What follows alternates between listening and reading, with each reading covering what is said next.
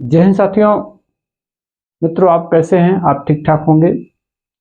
साथियों, आइए इस छोटे से वीडियो में मुगल बादशाह अकबर की धार्मिक नीति और राजपूत नीति पे चर्चा हो।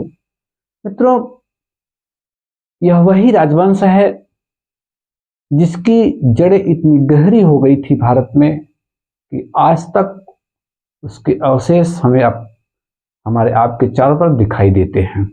साथियों, यह वही राजवंश है जिसका किला प्रयागराज में आज हमारी सेना का स्थल बना हुआ है। ऐसे प्रयागराज में ही नहीं, कई किले हैं, कई इमारतें हैं, कई भवनें हैं जहाँ पे सरकारी कार्यालय, दफ्तर या तमाम तरह की एडमिनिस्ट्रेशन को देख लिया जाए, संस्कृतियों को देख लिया जाए, शिक्षा को देख लिया जाए, हर क्षेत्र पर मुगलों का प्रभाव आज भी हमारे आसपास दिखाई देता है। मित्रों, आइए हम छोटे से वीडियो में इस क्लास में अकबर की धार्मिक नीति और राजपूत नीति पे चर्चा हो। इस पर हम एक छोटा सा आपको व्याख्यान देंगे और आशा और विश्वास है कि आप अंत तक हमारे साथ जुड़ेंगे तो कुछ नई जानकारियां, कुछ आपको अलग बताने का प्रयास किया जाएगा। मित्रों, राजपूत नीति में अकबर ने एक शब्द का इस्तेमाल किया था, उसका नाम था सुलह-ए-कुल। सुलह-ए-कुल शब्द का प्रयोग किया गया। साथियों, इसका मतलब दमन एवं समझौता। पहले ये अकबर की राजपूत नीति थी, पहले हम राजपूतों का दमन करेंगे। दमन है, अगर वो दबते हैं तो ठीक है, नहीं तो फिर उनके साथ समझौता का प्रयास किया जाएगा।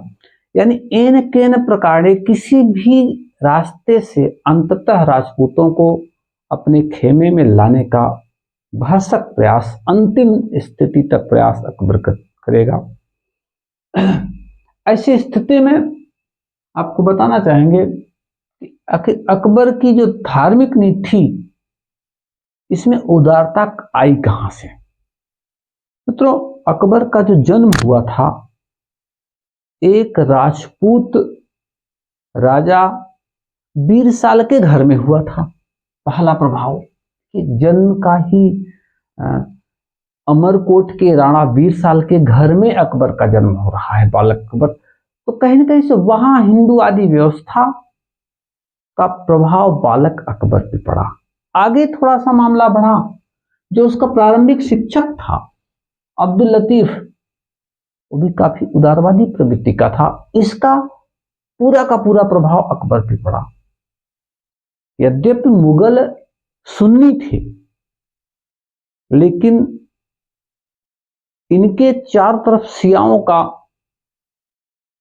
एक तरह से शिया चार तरफ से थे, तो इनका प्रभाव इनके ऊपर पड़ना एकदम से आवश्यक था और एक स्वाभाविक बात थी कि इसका प्रभाव अकबर के ऊपर पड़ेगा।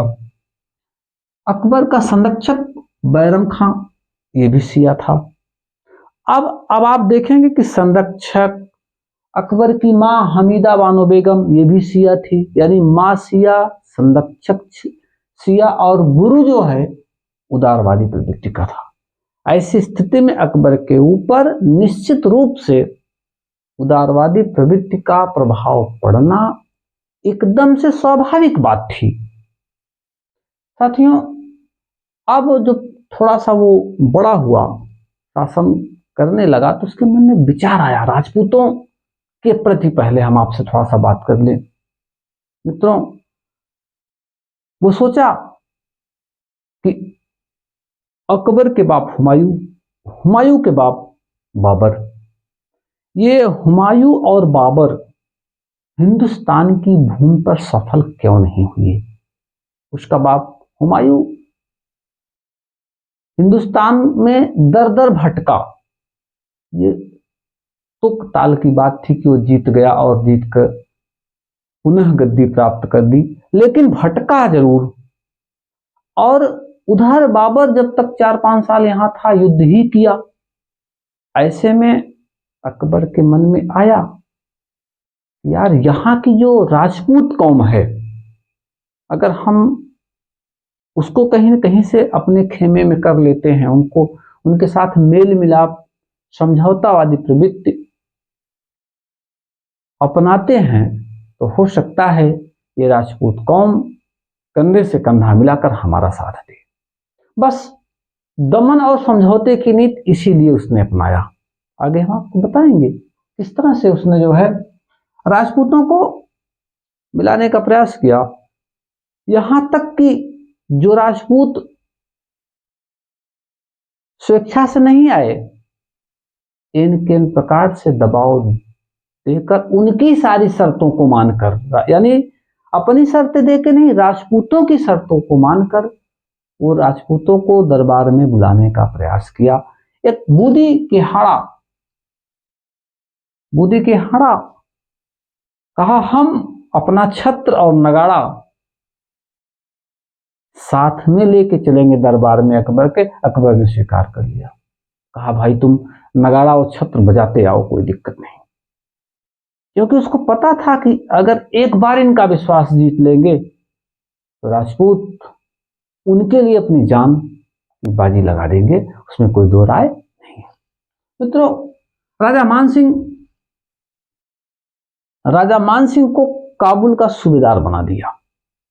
कि बहुत ही सोची समझी एक थिंक टैंक की बात थी अकबर की।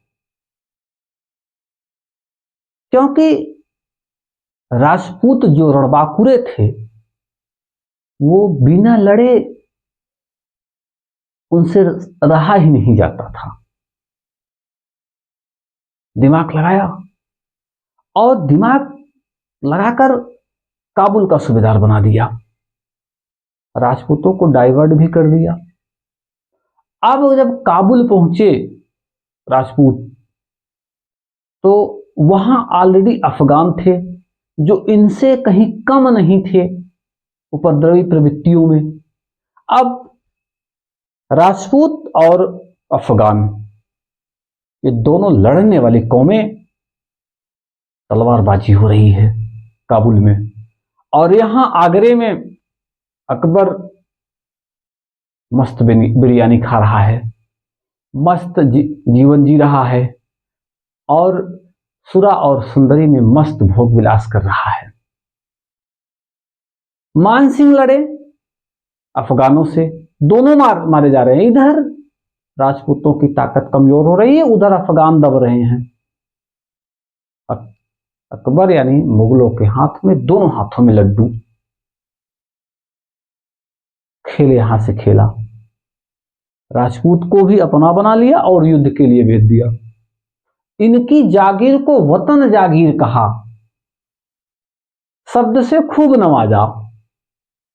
राजपूत अगर उनके सामने नमस्कार प्रणाम करने आते थे तो राजपूतों को दौड़कर उठा लेता था, सम्मान। और ये कौम सम्मान की ही प्यासी थी। साथियों, हल्दी घाटी का युद्ध आपको बताना चाहेंगे। हल्दी घाटी का युद्ध 1576 में लड़ा गया। तो अकबर उस युद्ध में गया ही नहीं। एक तरफ अकबर की सेना का नेतृत्व मानसिंह कर रहे थे और दूसरी तरफ महाराणा प्रताप। अब जरा सा सोचिए, राजपूत, दोनों राजपूत आपस में लड़ रहे हैं। एक वंशज, एक पीढ़ी के राजपूत दोनों लड़ रहे हैं और अकबर आगरे के किले में जश्न मना रहा है। ये कहीं न कहीं से एक उसकी राजपूत नीति की एक सफलता का प्रमाण कि राजपूत और राजपूत हल्दी घाटी के युद्ध में लड़ रहे हैं। अकबर वहां बिरयानी में मस्त है। बुलाओ अनारकली को। शाही दरबार में कुछ नज़में पेश की जाएं, मस्त एकदम। और यहां हल्दी घाटी के युद्ध में राजपूत लड़ रहे हैं। साथियों, ये है यहां का खेल। आगे साथियों, ये राजपूतों को मिलाने की जो उसकी नीति थी, एक नीति और उसने प्रयोग किया। राजपूतों को कहीं न कहीं से उकसाया विवाह करने के लिए। और इस कड़ी में आमेर के राजा भारमल पहले राजपूत राजा थे जिन्होंने अपनी बेटी हरखाबाई का विवाह किया। इसके साथ? अकबर के साथ। ये पहला विवाह था राजपूतों से मुगलों का। अब इसके बाद तो साथियों राजपूतों ने लाइन लगा दी, फला राजा अपनी पुत्री के साथ उपस्थित हो रहे हैं, फला रियासत के राजा अपनी पुत्री के साथ उपस्थित हो रहे हैं। होशियार था अकबर। उसने यहां तक कि राजपूत रानियों को किले के अंदर ना तो मुसलमान बनाया, ना तो उनके धार्मिक कृत्य में पाबंदी लगाई, न ही उनके धार्मिक कार्यों पर कोई रोक लगाया। ये तो खोपड़ी लगा दिया उसने, दिमाग बनाया कि यार ठीक है, ये हमारी स्त्री तो है ही है, अब इनके धर्म को हम क्यों डाइवर्ट करें। चलो भाई, तुमको राधा कृष्ण की पूजा करनी है, तुम पूजा करो, पत्नी तो हमारी ही है। ये अकबर की राजपूत नीति इसी वजह से सफल हुई। यूं ही उसे अकबर महान नहीं कहा जाता। आगे मित्रों, अब ये तो उसकी राजपूत नीति में सफलता। अब उसी से मिला जुला उसकी जो धार्मिक नीति थी। 1575 में उसने इबादत खाना बनवाया फतेहपुर सिकरी में, ध्यान देंगे, पूजा गृह बनवाया और सभी धर्मों के लोगों को, प्रारंभ में तो केवल और केवल मौलवी मुल्ला वहां आते थे, लेकिन 1578 में सभी धर्मों के धर्मगुरुओं को उसने वहां आमंत्रित किया, बुलाया, धर्म के गूढ़ प्रश्नों पर चर्चा करने के लिए। एक कम पढ़ा लिखा आदमी किस तरह से पढ़े लिखे लोगों को गोल गोल घुमा रहा है मित्रों, ये बहुत बड़ी बात है, छोटी बात नहीं है। अकबर कम पढ़ा लिखा और वहां विभिन्न धर्मों के विद्वानों को बुलाकर वहां जो है अपना इधर उधर बता रहा है कि धार्मिक चर्चा की जाए। तो लगता है कि वो सुनता था, सुनकर ज्ञान अर्जित करता था, पढ़ना आता था नहीं। देखिए 1579 में मजहर जारी किया शेख मुबारक। मजहर जारी करने का मतलब अकबर स्वयं प्रधान पुरोहित बन बैठा। अब अकबर के कार्यों पर कोई प्रश्न चिन्ह नहीं लगा सकता। अकबर खुद प्रधान पुरोहित बन गया। और मित्रों 1582 में उसने दीन इलाही नामक एक धर्म भी चलाया और उसका जो दीन इलाही धर्म चलाया था उसका प्रधान पुरोहित अबुल फजल थे।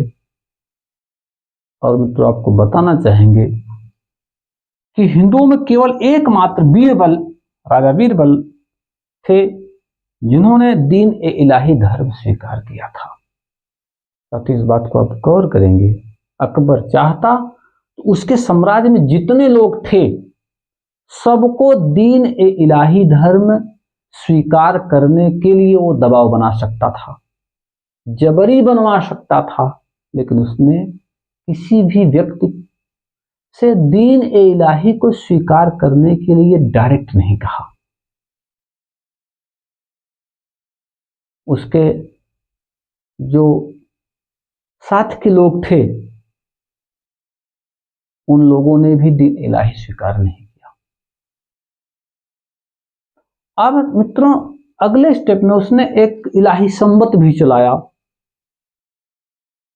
जहां तक उसके धार्मिक नीति का प्रश्न है तो हम आपको बताना चाहेंगे कि अकबर की जो धार्मिक नीति थी अपने आप में एक उम्दा और सफल धार्मिक नीति थी।